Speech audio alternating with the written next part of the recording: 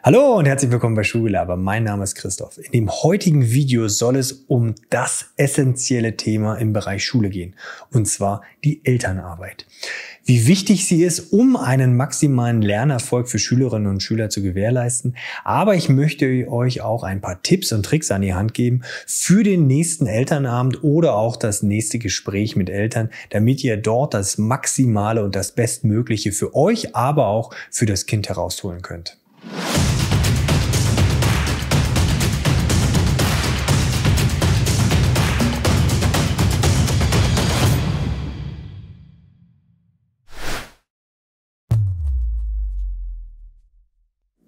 Warum ist das Einbeziehen von Eltern in den Schulalltag überhaupt so eminenz wichtig?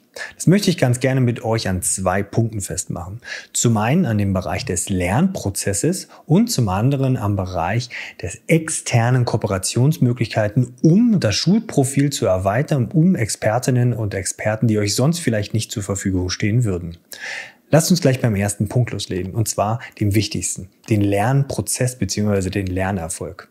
Ich denke, wir alle hatten schon mal das ein oder andere Gespräch mit Eltern, und unser größtes Ziel aus Lehrersicht ist es ja immer, einen maximalen Lernerfolg für Schülerinnen und Schüler sicherzustellen.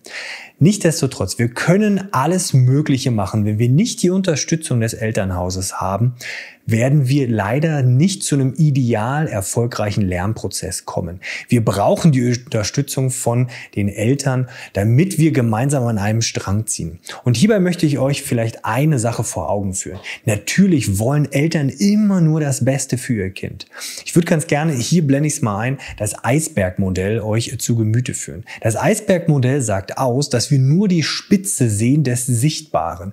Somit sehen wir nur das Verhalten, warum vielleicht sich Eltern in einer bestimmten Situation vielleicht aufregen, weil die Arbeit so und so aufgefallen ist, und dort nachfragen bei euch und das auf eurer Seite vielleicht nur als Gemeckere ankommt und ihr gar nicht versteht, warum da überhaupt nachgefragt wird, obwohl das vielleicht eindeutig ist. Was wir nicht sehen, ist das meiste drumherum, wie bei einem typischen Eisberg unten drunter, und zwar, warum wird vielleicht so explizit nachgefragt? Was sind die Gefühle? Was sind die Sachen, die das Leben des Kindes beeinflusst haben? Was ist das drumherum, warum wir vielleicht bestimmtes Verhalten dort uns entgegengebracht bekommen?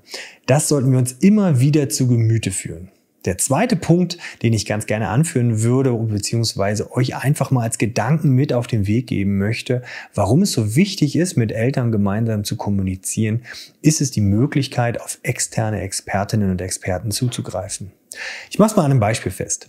Wir sind gerade dabei, in unserer Schule bestimmte Bereiche umzubauen, so zum Beispiel Stützpunkte oder auch den Innenhof. Und ich habe diese Anfrage der Kooperation und der Mithilfe an die Elternschaft gestellt. Und somit hatte ich relativ schnell unter anderem Architekten an meiner Seite, die mich dabei unterstützt haben und mir eine ganz andere Perspektive mit auf den Weg gegeben haben, was ich vorher gar nicht hatte. Oder auch die Möglichkeit, auch konkret bei uns, haben wir durch einen Vater, der freiwillig eine Arbeitsgemeinschaft an unserer Schule anbietet, wo sein Kind gar nicht für geeignet ist, weil es noch viel zu klein ist, ja, in der 5. Klasse oder so ist das Kind. Aber der bietet jetzt eine AG an rund ums Webdesign und ums Coden. Diese Kleinigkeiten von externen Partnern, die möchten wir ganz gerne in Schule einbringen, sodass wir da unser Schulprofil stärken können. Und deshalb ist die Elternzusammenarbeit so eminenz wichtig. Elternabende und warum sie eigentlich eine Riesenchance sind und Möglichkeit sind, Eltern mit gemeinsam ins Boot zu holen, um den Lernprozess für alle in der Klasse voranzubringen. Prinzipiell ist erstmal ganz wichtig, dass Elternabende gehören zu unserem Job mit dazu und müssen durchgeführt werden. Und umso besser sie organisiert sind und strukturiert sind, umso gewinnbringender ist das Ganze natürlich für alle Beteiligten. Natürlich müssen diese Elternabende mit Blick auf die Arbeitstätigkeit der Eltern darauf ausgelegt werden, dass jeder daran teilnehmen kann. Also wird das Ganze eher abends stattfinden.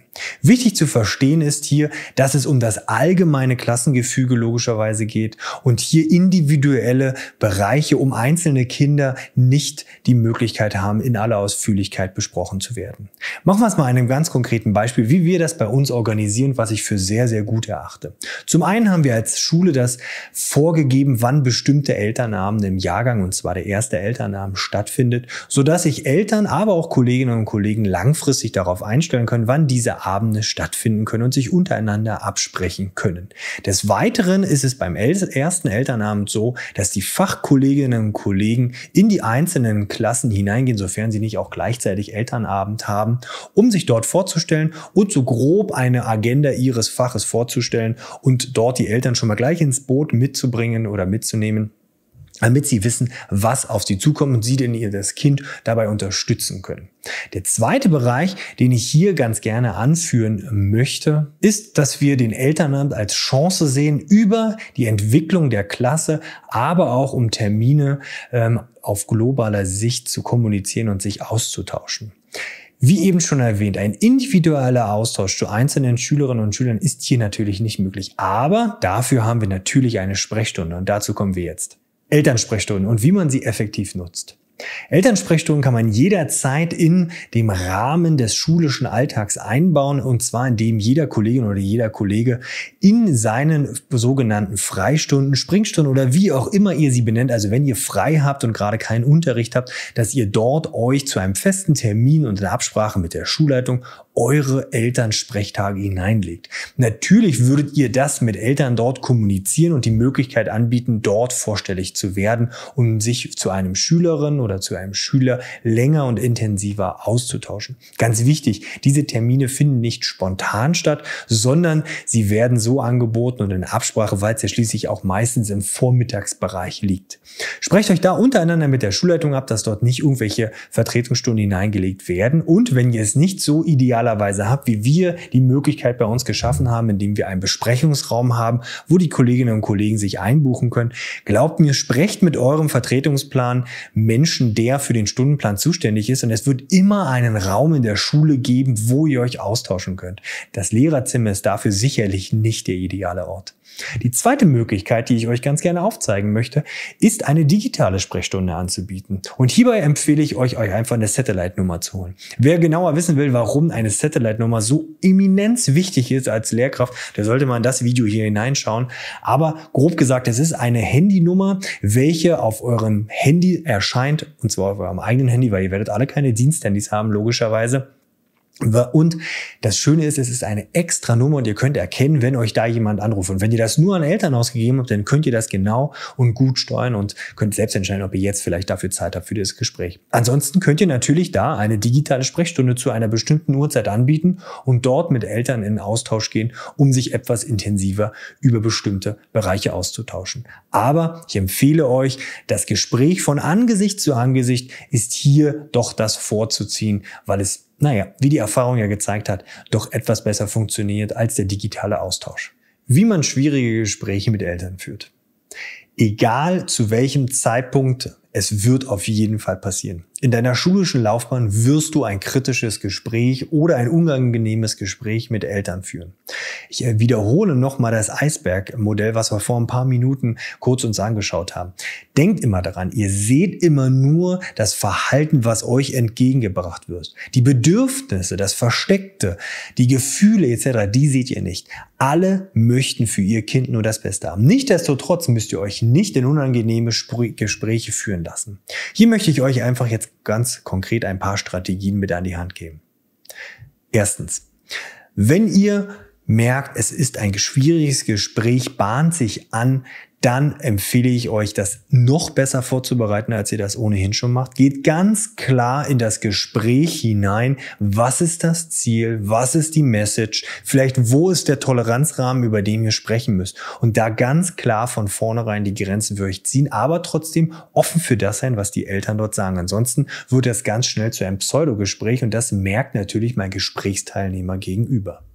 Eine weitere Möglichkeit, um unangenehme Gespräche sachlich und zielführend zu führen, ist, indem man sich vorher eng vielleicht mit der Schulleitung abspricht oder mit der Schule Sozialarbeit abspricht, um einzelne Bereiche schon mal gemeinsam zu besprechen. Aber natürlich auch der kollegiale Austausch hilft da ungemein in der Gesprächsvorbereitung. Es ist keine Schande, wenn ihr sagt, hier in dieses Gespräch möchte ich nicht alleine reingehen, indem ihr einfach nachfragt, hier könntest du mitkommen oder die Schule Sozialarbeit mitnehmen oder auch die Schulleitung. Ich werde nicht oft, aber immer mal wieder in Gespräche eingeladen, wenn es natürlich der Situation angemessen ist, weil frei nach dem Motto die Eskalationsleiter immer etwas eher nach oben gehen, als gleich mit der höchsten Instanz mit dazugehen, indem man zum Beispiel erstmal die Zweigleiter mit dazu nimmt, die ebenfalls Schulleitungsmitglieder sind, sodass ihr dort gemeinsam in das Gespräch reingeht und das entschärft das Ganze nochmal. Aber nichtsdestotrotz fragt euren Schulleiter oder eure Schulleiterin, ob sie beim nächsten Gespräch dabei sein kann,